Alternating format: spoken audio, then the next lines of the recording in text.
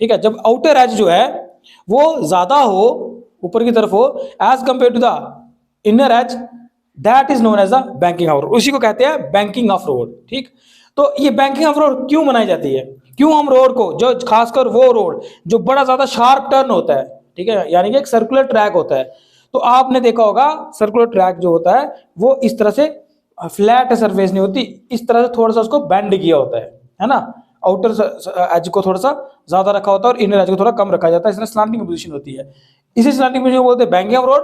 और क्यों की जाती है, इसके पीछे की फिजिक्स क्या है ये, और आपने देखा होगा ये और कहाँ देखने को मिलता है, आपने देखा कभी वो देखे वो मोटरसाइकिल की रेसिंग वगैरह, उसमें देखा वो पूरा पूरा लीन हो जाता है जो मोटरसाइकिलिस्ट होता है, बिल्कुल, है ना, और देखो ट्रैक कैसे होते हैं, वो ट्रैक उसमें तो अच्छी खासी बैंकिंग होती है रोड्स की, पूरा पूरा इस तरह से पूरा पूरा बनाया होता है उन्होंने से, आउटर एज बड़ी ज्यादा ऊपर की तरफ उन्होंने करी होती है ना, तो वो बैंकिंग ऑफ रोड है। अब क्यों चाहिए, इसलिए चाहिए क्योंकि हमें कोई भी सर्कुलर पाथ जब बॉडी ने मूव करना है तो भाई साहब उसमें एक सेंट्रीफ्यूगल फोर्स लगती है, कल मैंने समझाया था, सेंट्रीफ्यूगल फोर्स लगती है मतलब बाहर की तरफ धक्का लगता है। अब अगर ये बाहर की तरफ धक्का ज्यादा हो जाए और अंदर की तरफ धक्का अगर कम हो तो फिर तो मोड़ क्या काटना है, वो तो जाएगा कहीं और ही, है ना।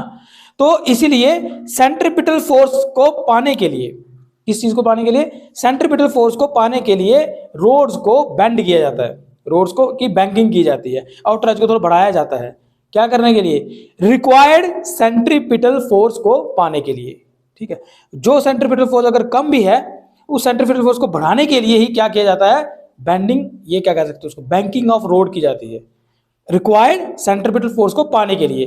क्योंकि अगर इन दोनों में से अगर एक फोर्स ज्यादा हो गई है ना, अगर सेंट्रीफ्यूगल ज्यादा हो गई तो बंदा बाहर ही गिर जाएगा, उस तरफ स्लाइड हो जाएगा, है ना, और इसीलिए उस एक्स्ट्रा आप कह सकते हो एक सेंट्रीपिटल फोर्स को पाने के लिए ही that banking of road provides, इसलिए ये प्रोवाइड की जाती है। इसको समझते हैं, इसकी डेरिवेशन क्या है, इसको देखते हैं। सपोज कर लो इस तरह से आपके पास एक, सपोज कर लो इस तरह से आपके पास एक सर्कुलर ट्रैक है, ठीक है, इस तरह से तुम्हारे पास एक सर्कुलर ट्रैक है। अब इस सर्कुलर ट्रैक में सपोज कर लो कि ये इसका रेडियस है, let us consider there is circular track, और सपोज कर लेते हैं कि ये इसका आर क्या, इसका रेडियस है, ठीक है, that r is known as the radius. ठीक, तो लिखेंगे इसको, let us consider, let us consider, क्या कंसीडर किया हमने, एक सर्कुलर ट्रैक है, there is a circular track, there is a circular track having radius r, लिख दो उसको, having radius r, having radius r, ठीक, एक सर्कुलर ट्रैक है जिसका रेडियस क्या है, आर है। अब सपोज कर लो इस सर्कुलर ट्रैक पे हम मान लेते हैं कि चलो ये जो है ना, ये एक हॉरिजेंटल लाइन है, इसका नाम रख दो ओ एक्स, मान लो ये एक हॉरिजेंटल लाइन है, इसका नाम रख लो तुम ओ एक्स, ठीक, लेट, लेट तो लिखा ही है, सीधा लिखेंगे O X be the horizontal line, O X क्या है, हॉरिजेंटल लाइन है। अब अगर इसकी बैंकिंग की हुई है तो उसका मतलब क्या हुआ, अगर इसकी बैंकिंग की हुई है तो जो आउटर एज होगी वो थोड़ी सी ऊपर की तरफ होगी, है ना, तो ये तो हॉरिजॉन्टल लाइन आ गई इसकी।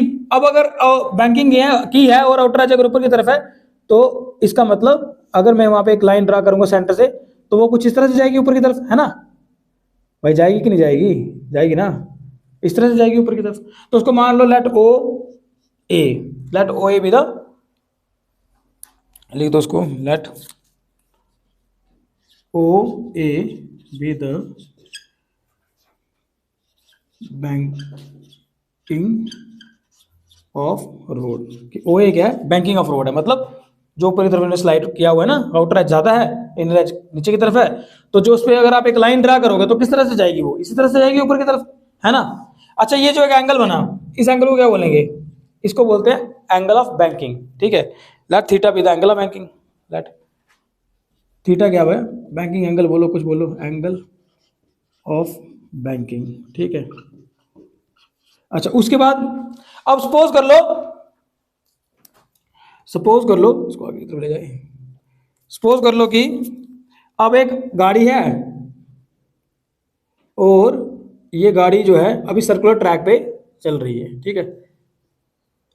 एक गाड़ी है जिसकी वेलोसिटी v है, वो इस सर्कुलर ट्रैक पे मूव कर रही है, ठीक। तो अब एक हम गाड़ी बना देते हैं, वो अपने हिसाब से देख लो। अब जिसके पास ज़्यादा पैसे हैं वो महंगी ऐसी बना देना, जिसके पास कम है बेचारे मेरी तरह वो टैक्सी से काम चला लो, ठीक है।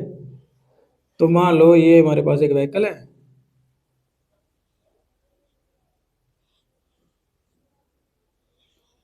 ये क्या बन गया, spaceship, UFO,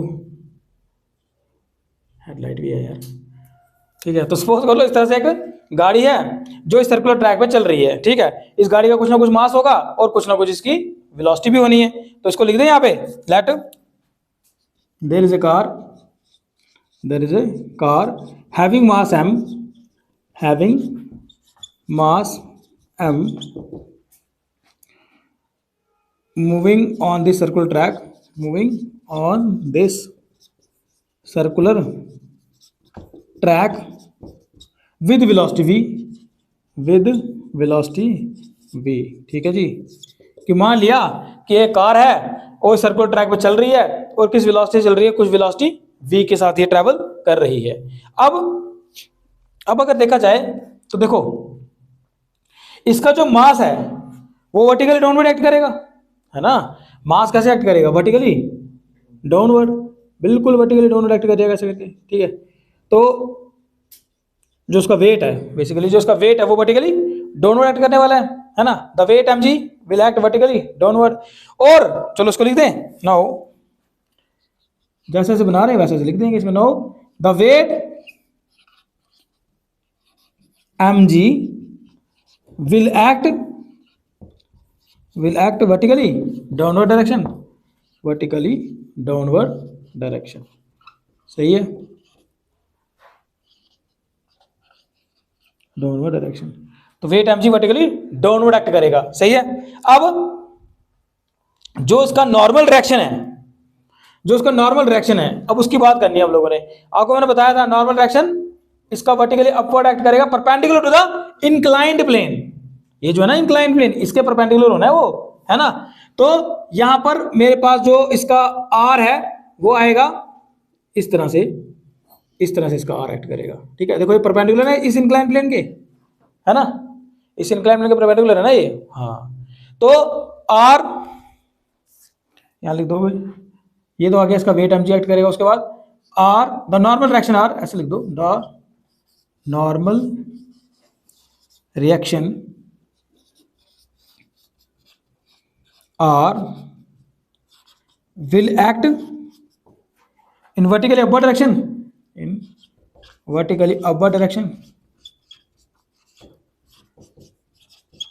perpendicular to the inclined plane,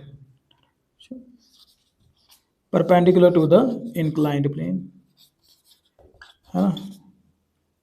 या तुम कह सकते हो परपेंडिकुलर टू द, कौन सी लाइन है ये, OA, ठीक है। Perpendicular to the inclined plane और OA ऐसे भी कर सकते हो, ठीक है। ये जो आपने OA लाइन ड्रा की थी इसके परपेंडिकुलर एक्ट करेगा। अब इसका मतलब ये जो आपका R है, क्या इसके दो रेक्टेंगुलर कंपोनेंट्स नहीं बन सकते हैं क्या, ठीक है ना। देखो ना, इसके दो रेक्टेंगुलर कंपोनेंट बनेंगे, उसमें से एक कंपोनेंट होगा मेरे पास ये वाला, एक कंपोनेंट होगा मेरा ये, देखो ये एक कंपोनेंट बनेगा ये, इसका नाम होगा R cos थीटा, और एक कंपोनेंट होगा मेरा ये कंपोनेंट, इसका नाम है R sin थीटा, सही है। तो आप देख रहे हो इसके बन गए दो रेक्टेंगुलर कंपोनेंट, ये जो R है इसके दो रेक्टेंगुलर कंपोनेंट मेरे पास स्प्लिट हो गया, ये दो रेक्टेंगुलर कंपोनेंट टूट गया, एक और cos थीटा है, एक और sin थीटा है, ये थीटा इसका, ठीक है। तो अब ये जो R cos थीटा है ये तो बैलेंस कर रहा है किसको, mg को। R cos थीटा किसको बैलेंस करने लगा, mg को। लेकिन R sin थीटा क्या प्रोवाइड कर रहा है फिर, R sin थीटा मतलब एक एक्स्ट्रा मास का ही एक एक्स्ट्रा कंपोनेंट है, ठीक है, उस वेट का ही एक एक्स्ट्रा कंपोनेंट है जो अंदर की तरफ धक्का दे रहा है ना। देखो ये R sin थीटा अंदर की तरफ आ रहा है, किसके अंदर की तरफ आ रहा है, यहाँ पे इस centre of the circular track की तरफ जा रहा है। तो ये जो R sin थीटा कंपोनेंट है ना, यही है कौन, सेंट्रीपिटल फोर्स। मैं तुम्हें क्या बताया था, मैंने कहा था सेंट्रीपिटल फोर्स इटसेल्फ कुछ नहीं है, कोई ना कोई आता है जो इसका रोल प्ले करता है, कोई ना कोई आता है जो इसका रोल प्ले करता है। तो यहां पे जो r sin थीटा कंपोनेंट है, that component will provide the centripetal force. वो जो रिक्वायर्ड सेंट्रीपिटल फोर्स है, वो जो रिक्वायर्ड चाहिए हमें, वो सेंट्रीपिटल फोर्स, एक अंदर की तरफ धक्का ये चाहिए, नहीं अगर ये धक्का देंगे तो क्या होगा भाई साहब, गाड़ी तो सर्कुलर ट्रैक में आई है तो सेंट्रीफ्यूगल तो लगेगी ना इस पे, अगर सेंट्रीफ्यूगल फोर्स लगेगी तो भाई साहब तो गाड़ी मतलब स्किट ऑफ यहाँ पे चली जाएगी, ये अंदर की तरफ ही चाहिए हमें धक्का। तो वो एक्स्ट्रा जो चाहिए ना, वो एक्स्ट्रा कौन प्रोवाइड कर रहा है, r sin थीटा। हम जान के इसको बैंक कर रहे हैं, जान के आउटर एज को इस तरह से ऊपर की तरफ रख रहे हैं ताकि गाड़ी जान के इस तरह से हो जाए, वेट नीचे की तरफ एक्ट हो जाए, r के दो कंपोनेंट बन जाए, एक कंपोनेंट तो वेट को बैलेंस कर दे और दूसरा जो कंपोनेंट है वो कंपोनेंट हमें रिक्वायर्ड सेंट्रीपिटल फोर्स प्रोवाइड कर दे। तो वही हम यहाँ पे लिखने वाले हैं। नाउ इसको ये यहां तक लिख दिया गया, इसको मिटा दूं क्योंकि यहां जगह कम पड़ रही है। देखो अब यहां पे आप बोल सकते हो नाउ, हाँ, now r can be resolve into two components, resolve into two कौन से कंपोनेंट्स होते हैं, rectangular components, rectangular components. Now r can be resolve into two rectangular components.